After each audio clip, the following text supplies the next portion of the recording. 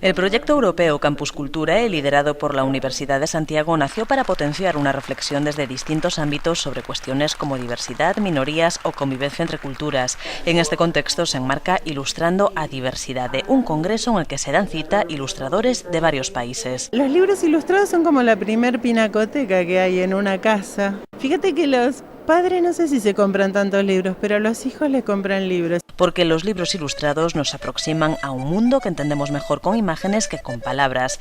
Imágenes que repercuten en nuestra visión de las cosas, porque una ilustración es tan capaz de inculcar un estereotipo como de derribarlo. Tenés que tener en cuenta tantas cosas simultáneas que el que lee no se da cuenta. Es un trabajo muy impresionante artístico. Un arte que nos llega cuando nos cuentan un cuento. Leer el cuento, mirar dibujo es buen modo para contactarse. Pero no hai que confundirse, la ilustración non é cosa de niños. O libro ilustrado chega a calquera lector que teña unha sensibilidade, que aprecie a arte e que lle guste a convivencia de culturas y contidos culturais nun mesmo formato. La muestra es esta exposición Ilustramundos. Imposible no disfrutarla como se disfruta el primer cuento.